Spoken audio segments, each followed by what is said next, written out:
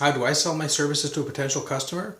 In this video, I'll show you how I actually go face-to-face to meet a new potential customer and price out a project. The first thing you're going to want to do is have the right attitude before even showing up. So if you've received a call, an email, whatever the case may be, you're going to have to get into a friendly and polite mindset by the time you get to the customer. If you've got a company t-shirt, uniform, hat, wear it. Make sure your vehicle is as clean as you can possibly get it by the time you get there. It all counts. So obviously you're going to go knock on the door to meet the prospective client. You're going to introduce yourself, smiling, offer to shake their hand, and you're going to speak firmly but not rudely throughout the conversation. So if it's just for a basic lawn care weekly quote, you say, well, let's go for a walk around your property.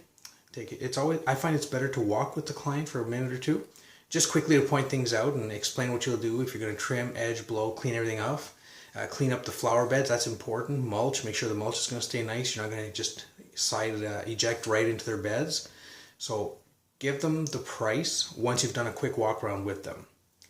And you're going to have to know the market price, okay? If you're going to be double the average price in your neighborhood or your area, your city, whatever you're doing, that's rarely going to work. So you're going to need to know the pricing, and it's okay if you're higher, like if you're in the high average, let's say, or even if you're right at the top of the scale, but you've got to be somewhere around there. If the average 5,000 square foot lot is going for $30 a week and you say I need 50, that's not going to fly unless you're doing flower bed maintenance as well, something like that.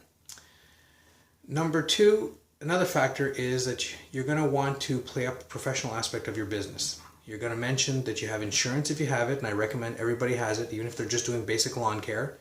You're going to mention that you stay in touch with your clients. So if there's a rain delay during a week for a day or two, you know what, you promise them when you meet them, and this is something you should do, is that I'm going to call or email the day before to say there's going to be delay and we're projecting to come in a day or so delay. That counts for a lot, because keep in mind, when you're going to price out lawn care, you're probably not the first company they're seeing for the price, and they've probably had a lawn service before. It's likely. Not always, but it's likely they've dealt with somebody, so you want to stand out. You want to be very professional. Another good selling point, if you're a small company, let's say if you're solo, that's fine. That's actually an advantage. Or if you're small where you have one crew and you're on that crew, like you've got a helper or two, play that up. Okay, a lot of people have been burned by big companies that send people that really don't care.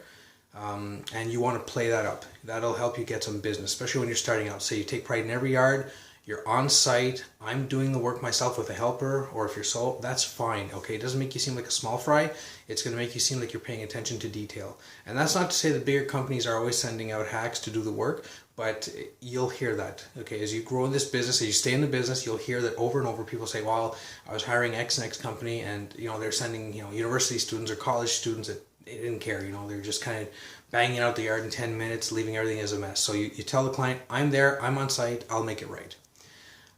You also want to make sure that you give your contact information before you leave, okay? Because unless they're going to sign right off the top with you, bring a sales contract, bring a quote sheet, whatever you use with you in case they do decide to actually sign right on the spot.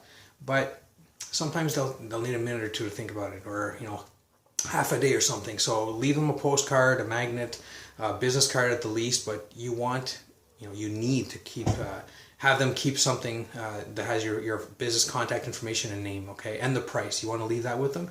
So ideally, write up a quote for them, leave it in an envelope with a return address label and a business card or a postcard, something like that. Another thing is, especially when you're starting out, you don't have many clients, offer a guarantee of some kind, okay, a satisfaction guarantee. If you're not satisfied after the first month, I'll refund one week's service, something like that. But if you're an owner operator and you want to make a legitimate go of the business, I know you'll do your best to make every yard look as close to perfect as it can. So that's something that'll help you kind of close more deals when you're starting. But it's also good practice. I mean, offering a guarantee of satisfaction is something that it's good business practice. It'll help you close more deals and get bigger projects if you're doing resodding, or if you're redoing a whole backyard. You're going to add some gardens, or you're planting new trees and shrubs. It's worth it. I mean, if you're confident in your ability as a landscaper, and you think that you want to stay in business for longer term, why hide from it? Guarantee your work. You know, there's absolutely no downside to it unless you have a super fussy client who will pick at every little detail, and then hey, write them a termination letter because it's not worth it. Now, I did want to tell you, a little word on optimism. Last year I went for a quote for a potential client, and he was honest with me. He'd called 5 or 6 people and gotten 5 or 6 prices. My price was the highest of the group. Not by much, but maybe about 10%. The other ones, a couple of them were really low. But he chose me. Like, he didn't choose me right on the spot. He needed to check a couple things.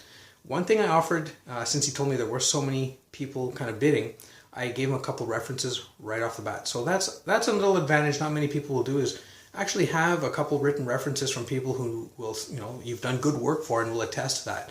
And these are all things that will help you, look more professional, look like you've been in business maybe even longer than you have, but it'll make you look serious. So I think if you apply all these things with the right attitude, even if you're starting out, you'll be able to close more deals, even if you're not super confident in the beginning, okay? You've got to build that personal relationship, look approachable and friendly, okay? So I hope that helps, and good luck, Josh.